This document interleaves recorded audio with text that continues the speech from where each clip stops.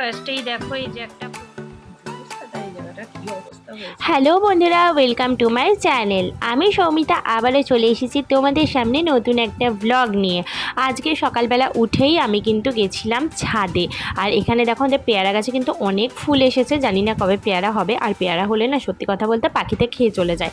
আর এইদিকে দেখো কালকে যেহেতু বৃষ্টি হয়েছিল, আশপাশটা দেখতে এত সুন্দর লাগছিল, আমি এই জন্য একটুখানি দেখলাম। আর এই যে দেখো সামনের বাড়িতে এই যে করবী গাছটা রয়েছে না সাদা রঙের, কত ফুল ফুটেছে, দেখতে এত সুন্দর লাগছিল।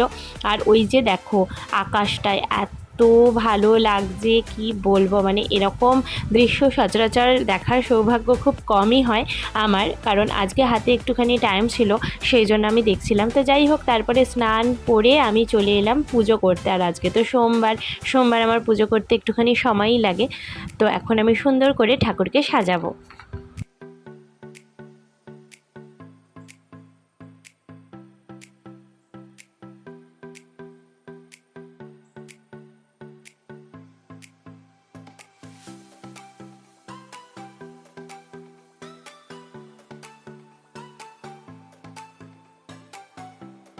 আমার পরে আমার বর বসেছিল ঠাকুরের কাছে, আর তারপরে ও খুব সুন্দর করে ঠাকুরকে সাজিয়েছে। আর এই যে সুন্দর করে আবার ভিডিও করেছে, যাতে তোমাদেরকে আমি দেখাতে পারি। সত্যি কথা বলতে তোমরা যেহেতু পরিবারের অংশ, তাই ভগবানও তো আমাদের সবার, বলো, তাই তোমাদেরকে না দেখালে হয়।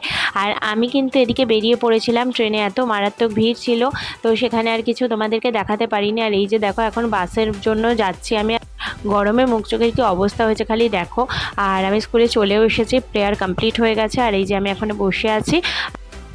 স্কুল কমপ্লিট করে আমি এখন বাসে উঠে পড়েছি, কারণ আমি হাওড়া যাব। আর এই যে দেখো বরের সঙ্গে এখন আমি বাড়ি ফিরছি।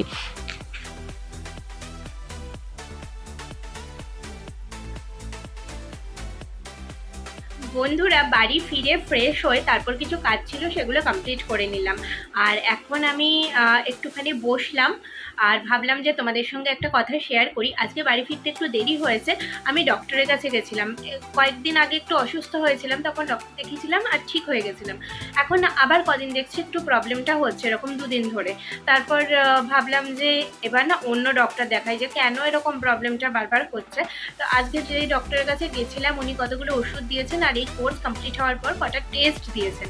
তো সেই জন্য এখন ওষুধগুলো খেয়ে দেখতে হবে যে কতটা কি রিকভারি হয়, দেন আমি টেস্টগুলো করাবো। আমার না ওষুধ খেতে একদম ভালো লাগে না, আর এত ওষুধ দিয়েছে তোমাদেরকে কি বলবো। ফার্স্টেই দেখো এই যে একটা প্রোটিন পাউডার দিয়েছে,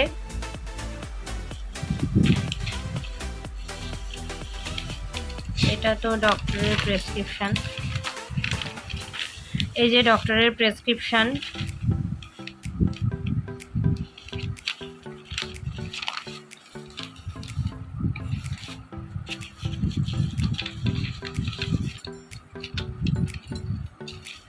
এটা তো একটা দিয়েছে খালি পেটে, এটা তো গ্যাসের ওষুধ।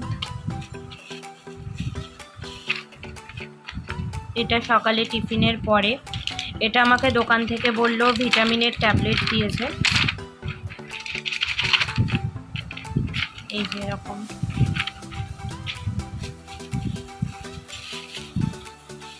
তার সঙ্গে দিয়েছে এই একটা সিরাপ।